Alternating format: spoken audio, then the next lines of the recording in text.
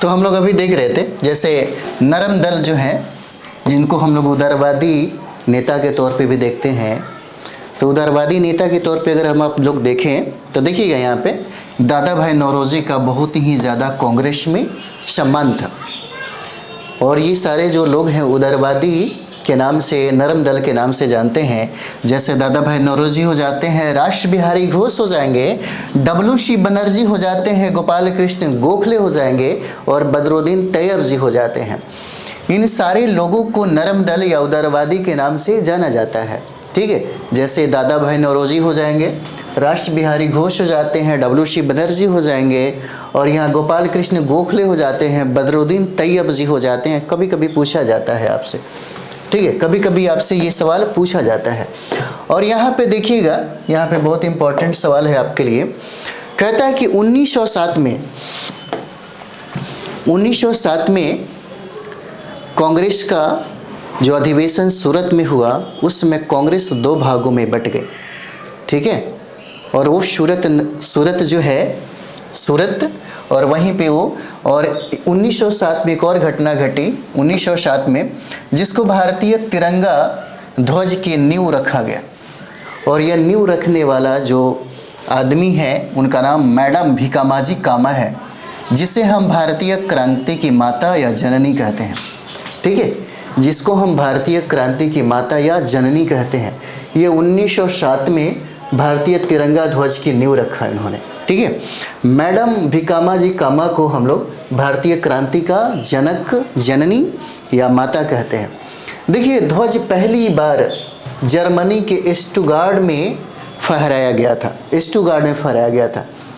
Curzon ने कहा था कांग्रेस अपने पतन की ओर लड़खड़ा रही है। पूछा जाता है आपसे, ठीक है, कर्जन ने कहा था कि कांग्रेस अपने पतन की ओर जा रही है। अगला हम लोग देख लेते हैं। देखिए, 1908 की बात है। 1908 में जो उग्रवादी थे, तो तिलक जी को 6 वर्षों के लिए वर्मा के मांडले जेल में रखा गया। तिलक को 6 वर्षों के लिए। पूछा जाता है कि 6 वर्षों की जो सज़ा मिली थी वो किस जेल में उन्होंने गुजारा, वो हो जाता है मांडले जेल में होता है। और बिपिन चंद्र पाल जो थे, बिपिन चंद्र पाल, उस समय ये शिक्षक बन गए, क्योंकि उस समय अंग्रेजी सरकार की जो दबाव था बढ़ गया। बहुत सारे लोगों को जेल दे दिया गया, क्योंकि उसी समय देखिएगा जब तिलक साहब ने कहा था कि स्वराज हमारा जन्मसिद्ध अधिकार है। ठीक है, उस समय बहुत ज़्यादा प्रॉब्लम क्रिएट हो गया, जिसके वजह से सबसे ज़्यादा कहा जाता है कि इन्हीं के बारे में कि इन्होंने सबसे ज़्यादा इनको जेल की सज़ा दिया गया। और बिपिन चंद्र पाल जो शिक्षक बने, और इसी समय अरविंद घोष सन्यासी बन गए ताकि बचा जा सके। उपनाम की बात करें हम लोग अरविंद घोष की, तो इनको क्रांतिकारी सन्यासी के नाम से भी जाना जाता है। क्रांतिकारी सन्यासी भी कहा जाता है। और इन्होंने अपना आश्रम, सन्यासी बनने के बाद इन्होंने अपना आश्रम खोला, और यह आश्रम अरबिंदो आश्रम कहलाया, जो पुडुचेरी में है ना, पांडुचेरी में है। इन्होंने पुस्तक जो लिखी वो बहुत इंपॉर्टेंट है। वो सवाल पूछा जाता है आपसे कि लाइफ डिवाइन किसने लिखा, है ना। अरविंद घोष का सबसे महत्वपूर्ण जो सवाल बार बार पूछता है, लाइफ डिवाइन की रचना किसकी है, तो अरविंद घोष का हो जाता है। गीता का विस्तार जो है इन्होंने ही लिखा। गीता का विस्तार और लाइफ डिवाइन जो है बहुत बार पूछा हुआ सवाल है। लाइफ डिवाइन किसने लिखा, तो ये हो जाते हैं आपके अरविंद घोष हो जाते हैं। ठीक है, और गीता का विस्तार भी अरविंद घोष ने ही लिखा। और देखिए, इनके बारे में कहा जाता है वंदे मातरम को अंग्रेजी में लिखने वाले अरविंद घोष पहला व्यक्ति थे। कहा जाता है कि कथन की बात देखेंगे तो स्वदेशी अपनाओ, विदेशियों को बहिष्कार करो, उन्होंने इनका कथन था। अरविंद घोष का ये कथन है कि स्वदेशी अपनाओ, विदेशियों का बहिष्कार करो, क्रांति स्वतंत्र हवा में होती है, ये उनका कथन है अरविंद घोष का। ठीक है, क्रांति स्वतंत्र हवा में होती है। पृथक निर्वाचन का मांग किया गया, और पृथक निर्वाचन की मांग जो की उनका नाम है सर सैयद इमाम हो जाते हैं। सर सैयद इमाम हो जाते हैं। ठीक है, पृथक निर्वाचन की। मुस्लिम लीग की शाखा की स्थापना लंदन में भी हुआ, और लंदन में जो किए थे उसका नाम था अमीर अली। अमीर अली ने मुस्लिम लीग का भी गठन किया लंदन में। मुस्लिम लीग का जो एक ब्रांच था उसकी स्थापना लंदन में किया और वो थे अमीर अली के द्वारा ये ब्रांच का स्थापना किया गया। कहा जाता है कि मुजफ्फरपुर के जज न्यायाधीश किंग्सफोर्ड पर बम खुदीराम बोस और प्रफुल्ल चाकी ने फेंका था, जिसमें अरविंद घोष जो हैं खुदीराम जो बोस हैं उनको फांसी दे दिया गया और प्रफुल्ल चाकी ने आत्महत्या कर ली।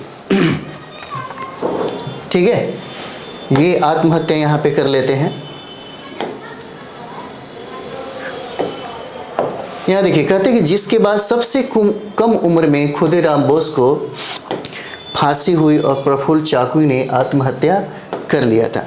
अब है 1909 मार्ले मिंटो सुधार। 1909 का जो मार्ले मिंटो सुधार है यहाँ पे हम लोग देखेंगे मार्ले मिंटो। देखिए मार्लो मिंटो सुधार भारत आया जिसका उद्देश्य पृथक निर्वाचन कराना था, जिसका विरोध महामना मदन मोहन मालवीय ने किया था। ठीक है, जिसका विरोध किसने किया? मदन मोहन मालवीय ने किया। और 1909 में 9 के एक्ट को हम लोग मार्लो मिंटो सुधार के नाम से भी जानते हैं। ठीक है, और देखिए मालवीय जी का जो नारा था सत्यमेव जयते, मालवीय जी का नारा सत्यमेव जयते था। ठीक है, देखिएगा यहाँ पे नोट की बात करें तो ICS इंटरनेशनल क्रिकेट काउंसिलिंग की स्थापना 1909 में किया गया। इंटरनेशनल क्रिकेट काउंसिलिंग की स्थापना 1909 में हुआ है ना, और इसका मुख्यालय संयुक्त अरब अमीरात में बनाया गया। ये भी याद रखिएगा, संयुक्त अरब अमीरात में बनाया गया। ठीक है, 1910 की बात करें हम लोग तो 1910 में अलीपुर बम कांड हुआ था। अलीपुर बम कांड हुआ 1910 में। इसके दोषी अरविंद घोष को है ना चितरंजन दास जो वकील ने बचाया था। जैसे अलीपुर षड्यंत्र केस में ये अरविंद जो घोष है उनको सज़ा हो गई थी और उनको बचाने में जो वकील थे CR दास, उन्होंने ही इनकी वकालत करके इनको बचाया था। अब देखिए 1911 में जॉर्ज पंचम भारत आए थे, जिसके स्वागत के लिए गेटवे ऑफ इंडिया बनाया गया है ना, गेटवे ऑफ इंडिया बनाया गया। तो देखिए जॉर्ज पंचम जो भारत आए थे जिसके स्वागत के लिए गेटवे ऑफ इंडिया बनाया गया। अब चलिए थोड़ा सा और भी आगे हम लोग देख लें इनके बारे में। 1911 में सर्वप्रथम, यहाँ देखिए 1911 में सर्वप्रथम कोलकाता अधिवेशन में राष्ट्रगान जन गण मन गाया गया। ये सवाल बहुत बार पूछा जाता है आपसे। ठीक है, जन गण मन कब गाया गया? 1911 की बात थी। 1911 में कोलकाता अधिवेशन में राष्ट्रगान गाया गया। उस समय कांग्रेस के अध्यक्ष बिशन नारायण घर थे। ठीक है, अरुणडेले कमेटी के विचार पर बंगाल विभाजन रद्द हुआ। उस समय भारतीय वायसराय लॉर्ड हार्डिंग द्वितीय थे, है ना। 1911 में वायसराय पूछा जा सकता है कि कौन थे भारतीय वायसराय? लॉर्ड हार्डिंग द्वितीय हो जाते हैं। ठीक है, अरुणडेले कमेटी के विचार पर बंगाल विभाजन को रद्द कर दिया गया, है ना।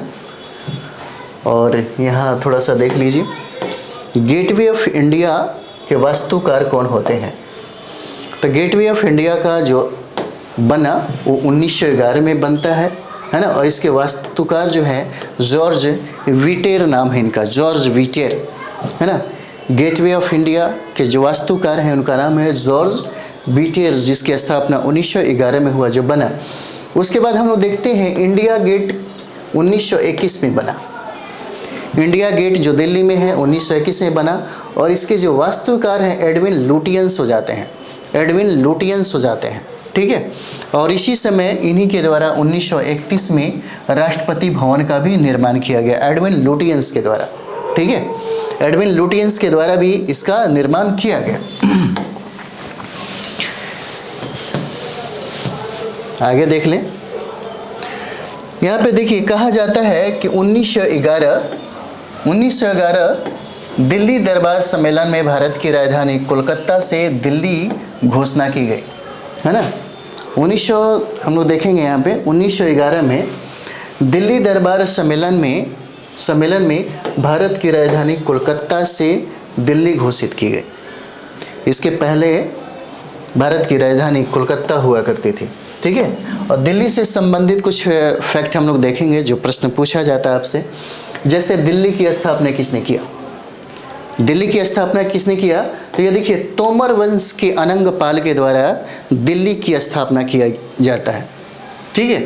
तोमर वंश के अनंग पाल के द्वारा दिल्ली की स्थापना किया गया। और दिल्ली को पहली बार राजधानी बनाया किसने? दिल्ली को पहली बार राजधानी कौन सा सुल्तान था जिसने बनाया? तो ये देखिए, इल्तुतमिश के द्वारा बनाया जाता है 1210 ईस्वी में। इल्तुतमिश के द्वारा 1210 ईस्वी में बनाया जाता है। उसके बाद हम लोग देखेंगे दिल्ली राजधानी घोषित हुई ब्रिटिश ईस्ट इंडिया कंपनी के समय में 1911 में हुआ। और दिल्ली राजधानी बन गया 1912 में। घोषणा 1911 में हुआ था, लेकिन बना 1912 में। यहाँ देखिएगा, नई दिल्ली राजधानी बनी 1931 में, ठीक है। और उस समय ये जो बना वायसराय इरविन के द्वारा, इरविन उस समय थे, ठीक है। दिल्ली को केंद्र शासित प्रदेश बनाया गया 1956 में, ठीक है। दिल्ली को केंद्र शासित प्रदेश आपको 1956 में बनाया गया। कुछ और भी देख लेते हैं हम लोग। और दिल्ली एनसीआर बना 1991 में।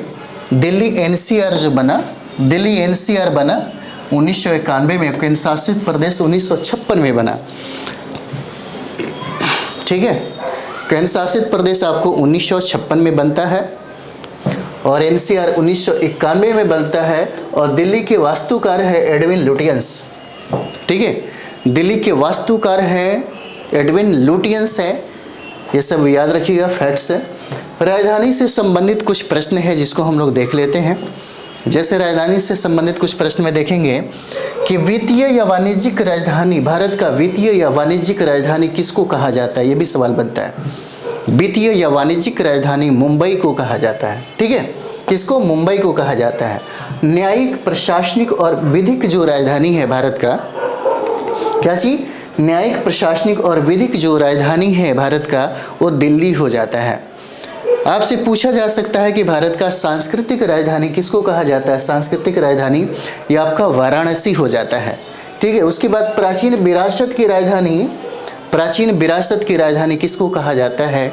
तो प्राचीन विरासत की जो राजधानी है वो आपको कोलकाता हो जाएगा, ठीक है। कोलकाता हो जाता है। और यहाँ पे देखिएगा, यहाँ पे कहा जाता है कि युग की राजधानी, भारत के किस राज्य को युग की राजधानी, है ना, युग की राजधानी कहा जाता है? तो ये आपका ऋषिकेश हो जाएगा, है ना। और यहाँ देखिए, आध्यात्मिक राजधानी पुरी को कहा गया। आध्यात्मिक राजधानी पुरी उड़ीसा को कहा गया है ना। आध्यात्मिक जो राजधानी है पुरी उड़ीसा को कहा गया है। और भी बहुत सारे फैक्ट्स हैं जो हम आपको बताएंगे, ठीक है।